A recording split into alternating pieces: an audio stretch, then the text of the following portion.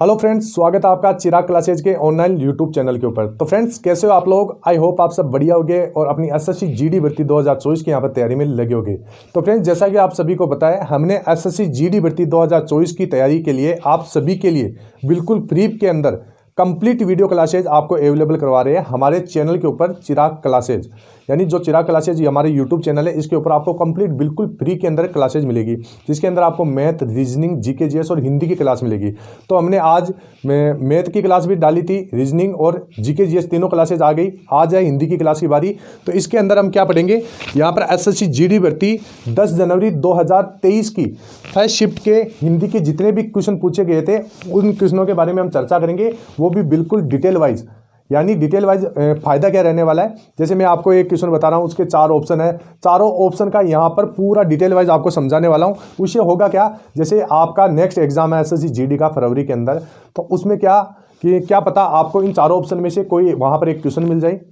तो बहुत ही फायदा होने वाला है, डिटेल वाइज आपको क्लास ये रहने वाली है। तो जिनको हिंदी से डर लगता है, उनका आज ये डर खत्म हो जाएगा। तो ध्यान से देखिएगा क्या क्वेश्चन पूछा गया है। तो सबसे पहला क्वेश्चन यहाँ पर पूछा गया है कि टिप्स बिड़ाना मुहावरे का अर्थ होगा। यहाँ पर पूछा गया है टिप्स बिड़ाना मुहावरे का अर्थ होगा। 4 ऑप्शन है। तो फ्रेंड्स, सबसे पहले आपको ध्यान से चारों ऑप्शन को पढ़ना है, फिर अपना आंसर देना है। जैसे यहाँ पर पूछा गया है टिप्स बिड़ाना मुहावरे का अर्थ क्या होगा, तो सबसे पहले हम एक ऑप्शन देखते हैं, लोगों को आपस में लड़वाना। तो ये थोड़ा सिमिलर लग रहा है, लड़वाना और बिड़वाना। आपको समझना है कि इसमें क्या पूछा गया है। तो यहाँ पर ये पहला है कि लोगों को आपस में लड़वाना। तो एक बार इस पे आप इसको बाद में चूज कीजिएगा। आपको अगला ऑप्शन देखना है, सिफारिश करवाना। तो सिफारिश करवाना ये भी हो सकता है। इसके बाद में अक्ल लगाना, ये थोड़ा अलग हो गया, ये तो बिल्कुल भी नहीं होगा। नई योजना बनाना, ये भी नहीं होगा। तो टिप्स बिड़ाना मुहावरे का अर्थ, सही अर्थ होता है, मैं आपको बता देता हूँ, सिफारिश करवाना। अब इसका आप उदाहरण से समझेंगे। यानी उदाहरण इसका ये है कि आजकल छोटे काम के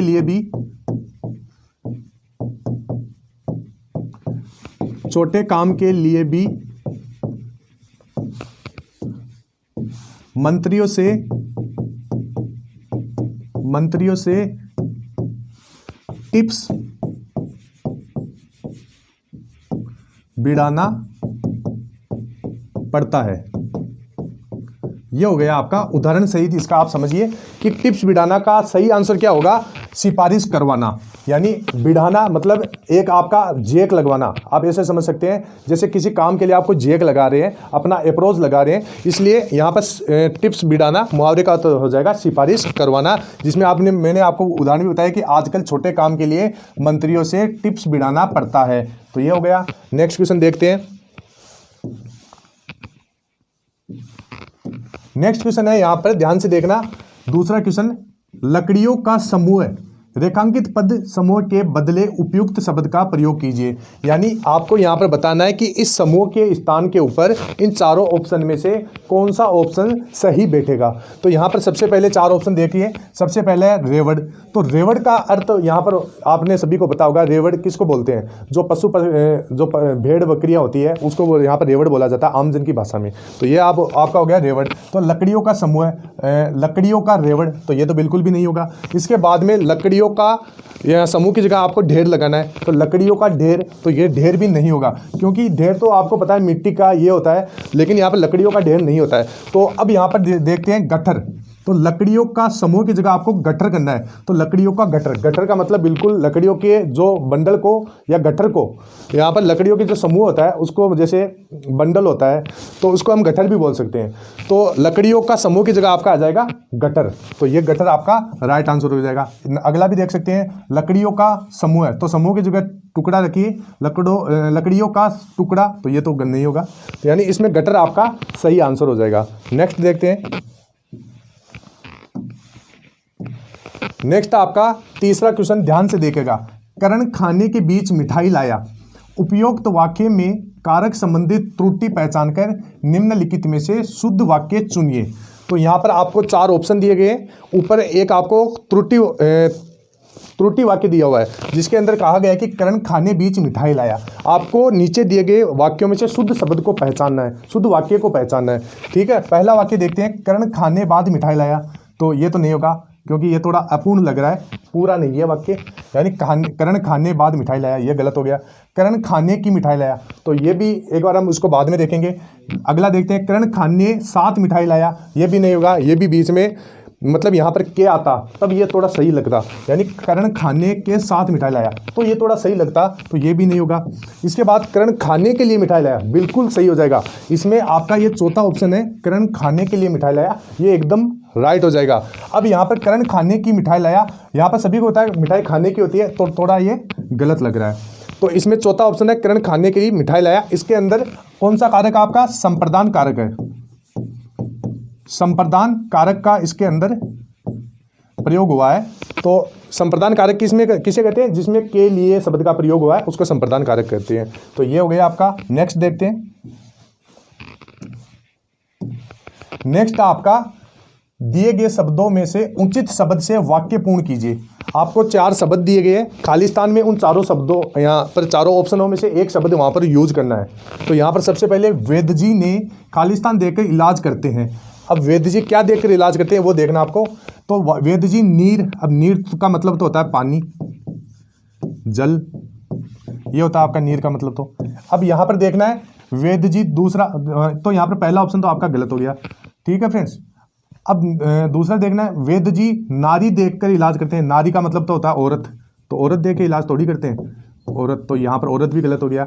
अब यहाँ पर तीसरा देखना है, वैद्य जी नाड़ी देकर, हाँ तो ये बिल्कुल सही हो जाएगा। नाड़ी का मतलब होता है यहाँ पर नब्ज, ये आपका एकदम सही हो जाएगा। नाड़ी का यहाँ पर पर्यायवाची शब्द होता है नब्ज, नब्ज होती है हमारी नस, यानी वैद्य जी नस देखकर इलाज करते हैं, तो ये एकदम आपका सही हो जाएगा। नीड आपका अलग ही हो गया, तो ये नहीं होगा। तो यहाँ पर सही आंसर कौन सा आ जाएगा आपका, नाड़ी।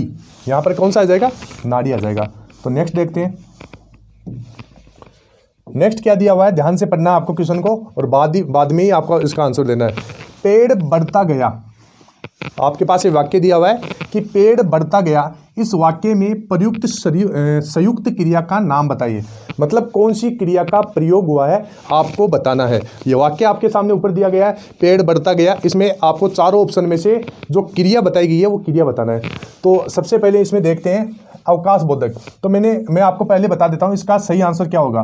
तो पेड़ बढ़ता गया, इसके अंदर नित्याबोधक संयुक्त क्रिया होगी। इसमें कौन सी क्रिया होगी, नित्याबोधक संयुक्त क्रिया होगी। अब नित्याबोधक संयुक्त क्रिया किसे कहते हैं, जो नित्याबोधक किसको कहते हैं, नित्याबोधक, इसका मतलब होता है जो काम लगातार हो रहा हो, जैसे यहां पर पेड़ बढ़ता गया, या फिर क्रिया के बाद आपका रहना शब्द, आना शब्द, गया शब्द, और आपका क्रिया के बाद आना, गया, आना, रहना, गया, और आपका हो गया करना।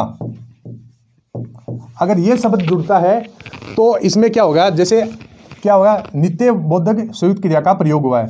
नित्यबोधक संयुक्त क्रिया किसे कहते हैं, जिसमें क्रिया के बाद रहना, आना, गया और करना शब्द का प्रयोग होता है, वहां पर नित्याबोधक क्रिया होती है। तो यहां पर देखना है, जैसे गया शब्द, अब गया शब्द यहां पर यूज हुआ है, तो पेड़ बढ़ता गया, तो इसमें आपका नित्याबोधक हो जाएगा। अब यहां पर अनुमति बोधक देखिए, मैं अनुमति बोधक भी आपको बता देता हूं, क्योंकि अगला क्वेश्चन क्या पता आपका अनुमति बोधक में से हो।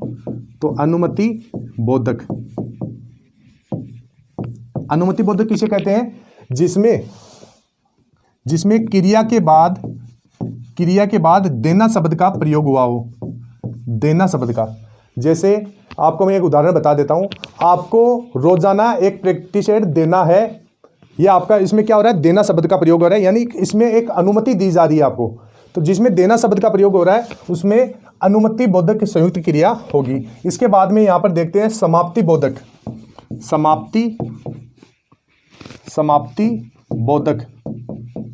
समाप्ति बोधक किसे कहते हैं, ध्यान से देखना। समाप्ति बोधक का अर्थ होता है जिसमें क्रिया के बाद चुका शब्द का प्रयोग हो, चुका शब्द का यहां पर प्रयोग हो, इसे बोलते हैं आपका समाप्ति बोधक। जैसे कि राम जयपुर पहुंच चुका होगा, तो पहुंच चुका है, यानी इसमें क्या हुआ आपका समाप्ति बोधक, समाप्ति बोधक इसमें क्रिया का प्रयोग हुआ है, यानी वो काम कर चुका है, समाप्त हो चुका है, तो समाप्ति बोधक इसमें क्रिया का प्रयोग हुआ है। तो ये हो गए आपके चारों ऑप्शन मैंने बता दिए। अवकाश बोधक जिसमें अवकाश का बोध हो वो अवकाश बोधक हो जाएगा। जैसे मैं काफ़ी देर से सो पाया, तो इसमें थोड़ा अवकाश का बोध हो रहा है, तो ये हो जाएगा। तो ये चारों ऑप्शन आई होप आपको अच्छे से समझ में आए होंगे। नेक्स्ट क्वेश्चन देखते हैं। नेक्स्ट क्वेश्चन है, यहाँ पर ध्यान से देखना है। 6 नंबर क्वेश्चन क्या दिया गया है? सुनैना खाना खा रही है, सुनैना खाना खा रही है, उपरोक्त वाक्य का भाववाच्य में रूपांतरण होगा। तो सबसे पहले अगर इस प्रकार का क्वेश्चन आ जाए तो आपको देखना है कि कौन सा वाच्य प्रयोग हुआ है। आपको यहाँ पर क्या पूछा गया है? वाच्य रूपांतरण कीजिए। मतलब एक आपके पास वाक्य दिया गया है, 4 ऑप्शन दिए गए, इनमें से कौन सा वाच्य रूपांतर है? वाच्य रूपांतरण कौन सा है? भाववाच्य रूपांतरण, यानी इस वाक्य को भाववाच्य के अंदर रूपांतरण कीजिए। तो ध्यान से देखिएगा, मैं आपको बताने वाला हूँ। जैसे वाच्य, तो वाच्य कितने प्रकार के होते हैं? सबसे पहले आपके 3 प्रकार के वाच्य होते हैं। अब कौन कौन से होते हैं? तो यहां पर सबसे पहले हो गया कृतवाच्य, सबसे पहले हो गया आपका कृतवाच्य हो गया। उसके बाद में दूसरा हो गया आपका क्रमवाच्य, क्रमवाच्य हो गया। तीसरा आपका हो गया भाववाच्य, तीसरा कौन सा हो गया आपका? भाववाच्य। तो अब ध्यान से देखना कि जैसे यहां पर कृतवाच्य किसे कहते हैं? तो कृतवाच्य उसको कहते हैं जिसमें कर्ता के बाद ने शब्द का प्रयोग हुआ हो, कर्ता के बाद ने विभक्ति का प्रयोग हुआ हो, उसे क्या कहते हैं? कृतवाच्य कहते हैं। या फिर शून्य विभक्ति का प्रयोग हुआ हो, कोई भी यहां पर विभक्ति नहीं आई हो, तो उसको क्या कहते हैं? कृतवाच्य कहते हैं। इसके बाद में यहां पर देखना है क्रमवाच्य। तो इसमें क्या होगा? कर्ता के बाद यहां पर के द्वारा विभक्ति का प्रयोग हुआ हो, उसे क्रमवाच्य कहते हैं। या फिर निर्जीव विभक्ति का यहां पर प्रयोग हुआ हो, तो ये हो गया। इसके बाद में भाववाचक, भाववाचक किसे कहते हैं? कि कर्ता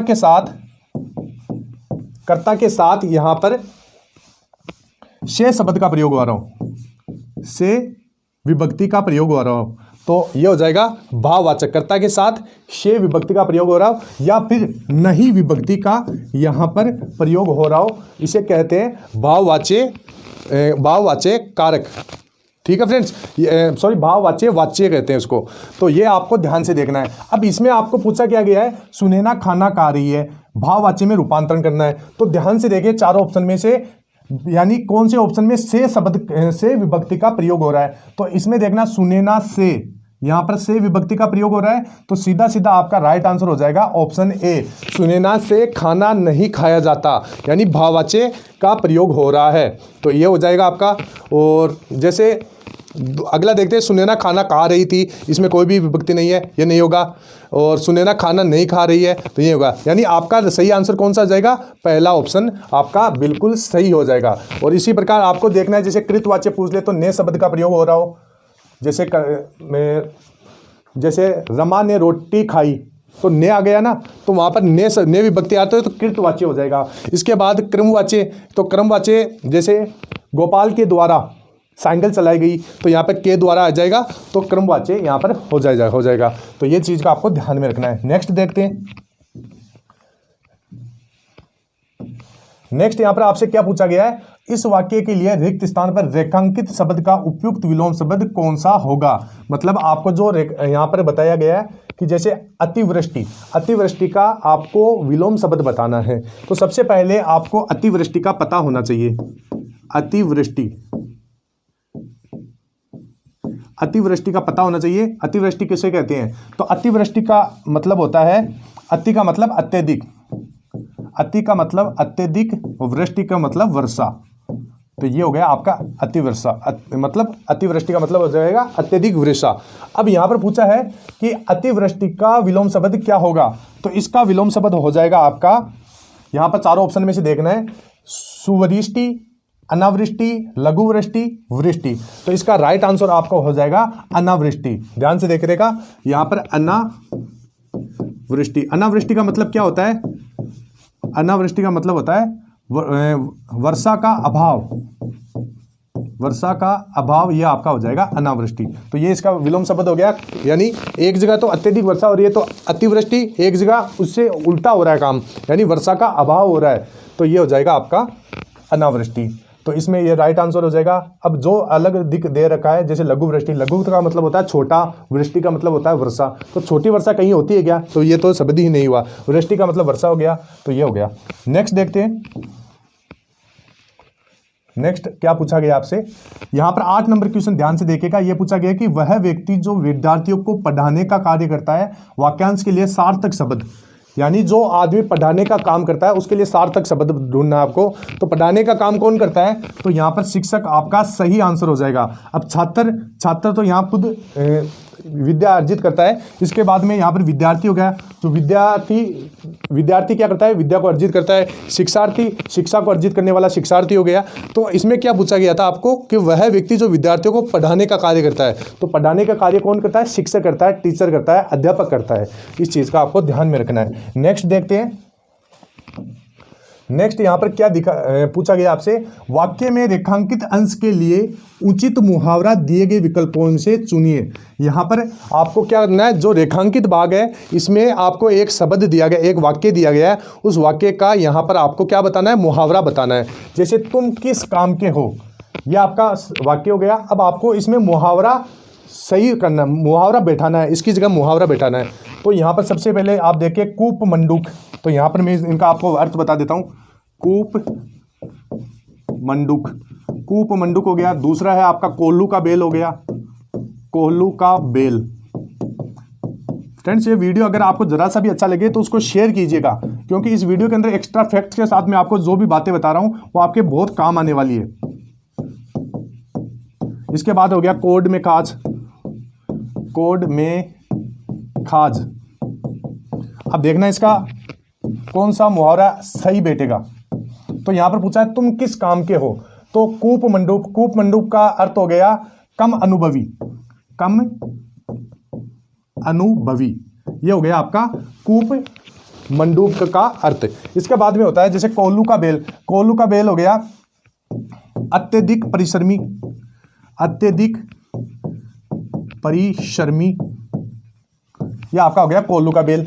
इसके बाद में किस मर्ज की दवा, तो ये आपका एकदम राइट आंसर हो जाएगा, किस मर्ज की दवा, यानी तुम किस काम के हो, तुम किस मर्ज की दवा हो, तो ये आपका सही मुहावरा हो गया। इसके बाद में पूछा है कोड में काच, तो कोड में काच का मतलब होता है कष्ट में कष्ट, कष्ट में कष्ट। इसका सही आंसर हो गया, इसका सही आंसर हो जाएगा तुम किस काम के हो, तुम किस मर्ज की दवा हो, तो ये आपका सही हो जाएगा। नेक्स्ट यहां पर देखते हैं, नेक्स्ट यहां पर देखते हैं,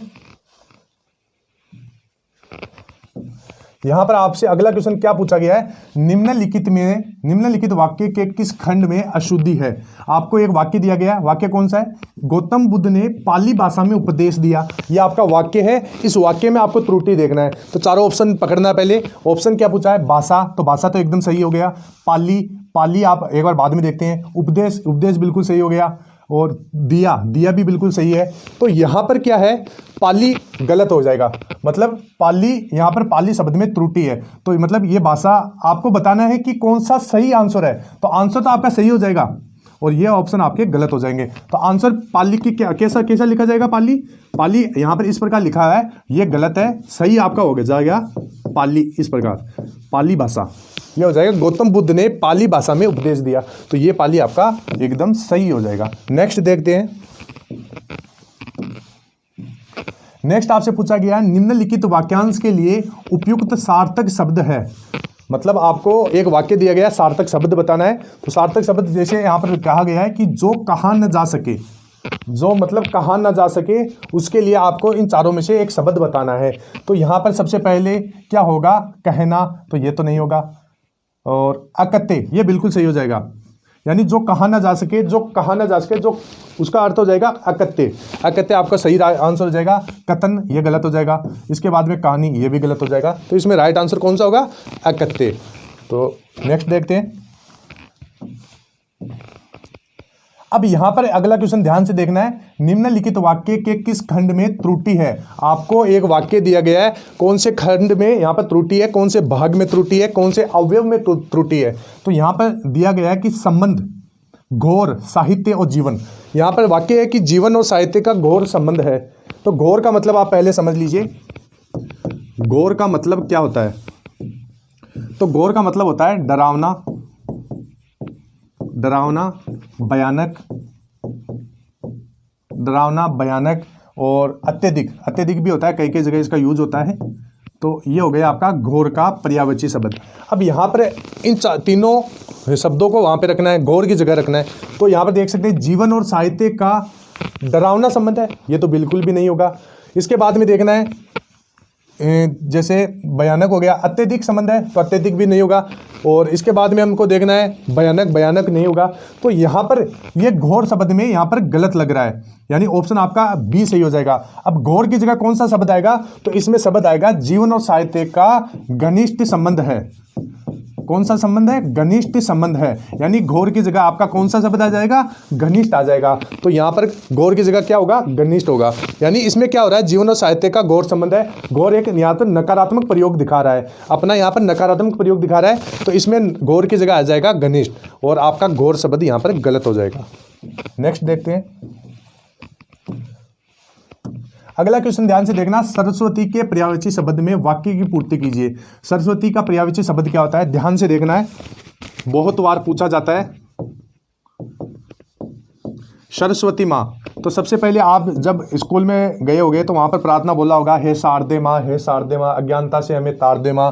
तो यहां पर ये हो जाएगा शारदा, ठीक है फ्रेंड्स, शारदा हो जाएगा। एक हो जाएगा आपका भारती हो जाएगा, एक आपका हो जाएगा वागीश्वरी हो जाएगा, एक आपका हो जाएगा ज्ञानदा हो जाएगा, एक आपका हो जाएगा हंसवाहिनी हो जाएगा, हंसवाहिनी। तो ये आपके सरस्वती के पर्यायवाची शब्द हो जाएंगे। तो इतने काफ़ी हो गए, तो ये आपको याद कर लेना है, क्योंकि क्या पता अगले क्वेश्चन इन्हीं से बन जाए।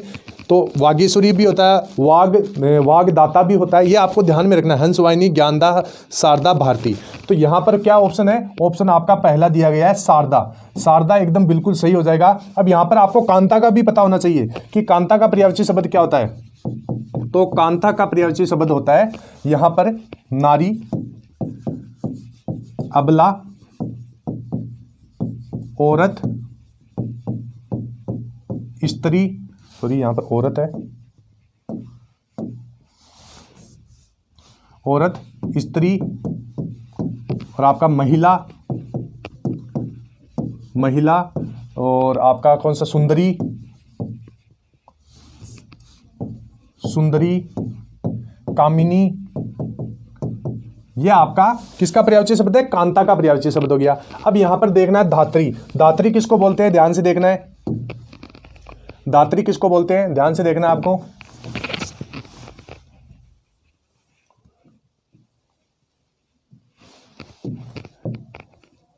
धात्री देख लेना है, धात्री किसको बोलता है, धात्री बोलता है माँ को।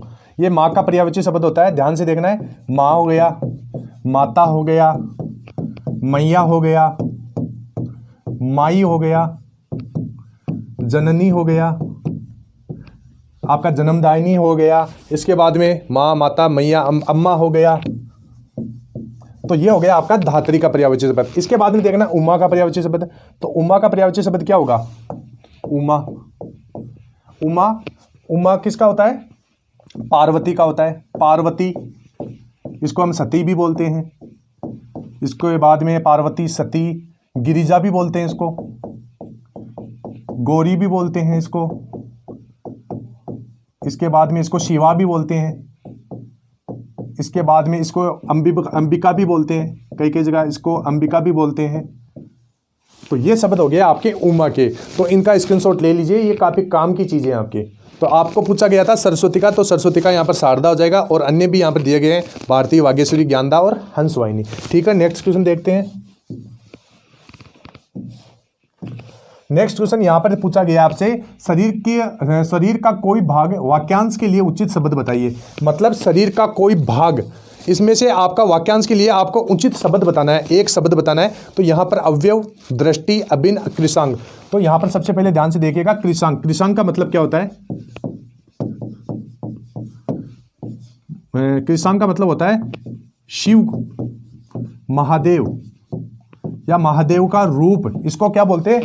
कृषांग बोलते हैं। तो ये चीज आपको ध्यान में रहना चाहिए। इसके बाद में आपका पूछा गया जैसे अभिन्न। अभिन्न का मतलब, जैसे भिन्न का मतलब होता है अलग, अभिन्न का मतलब होता है जो अलग नहीं है, उसका मतलब हो जाएगा अभिन्न। दृष्टि, दृष्टि का हो जाएगा, दृष्टि का पर्यायवाची शब्द क्या होता है?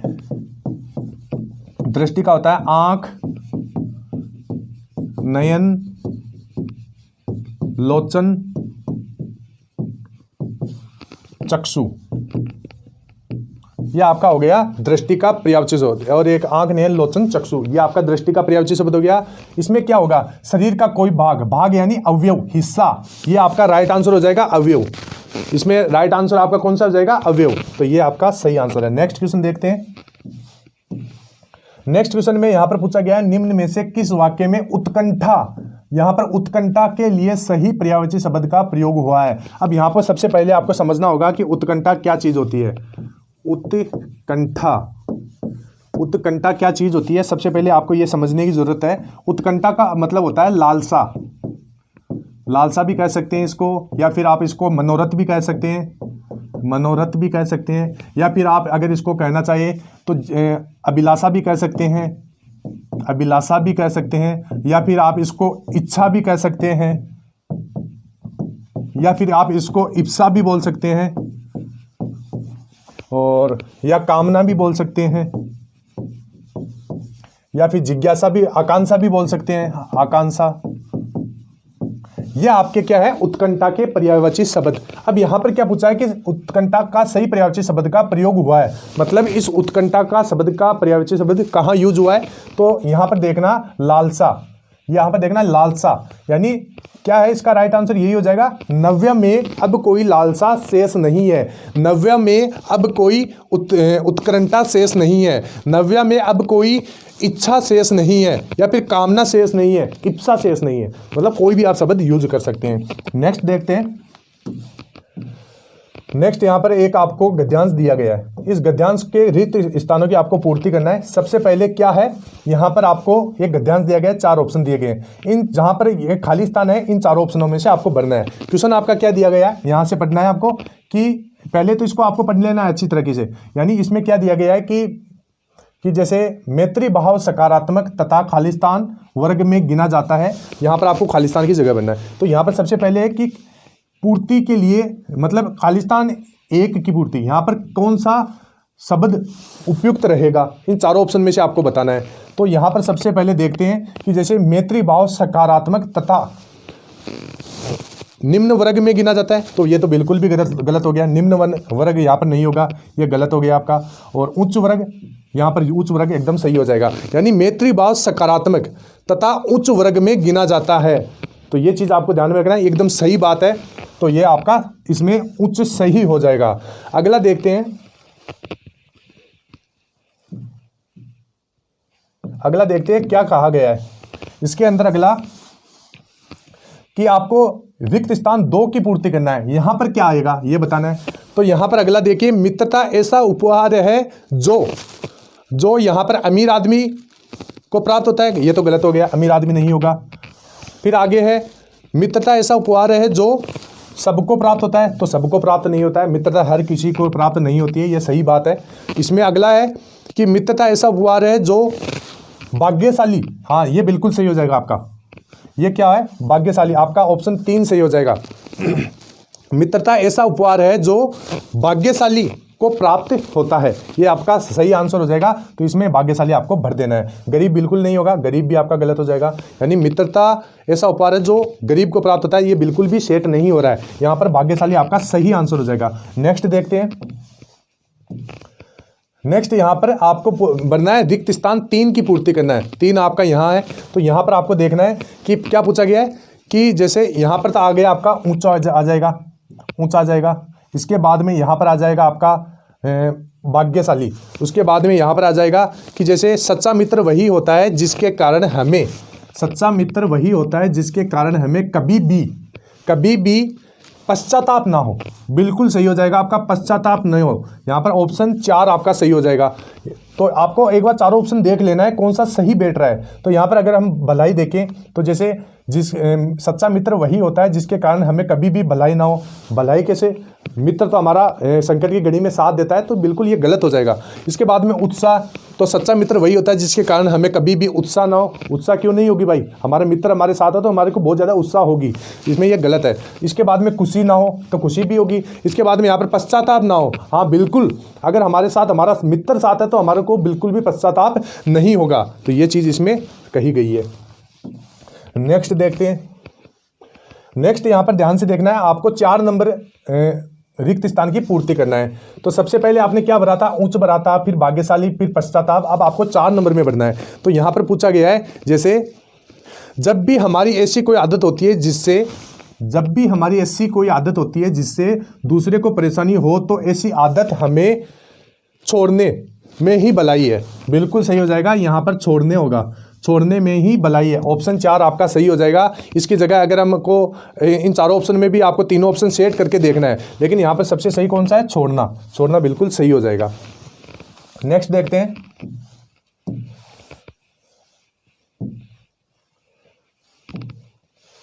नेक्स्ट आपका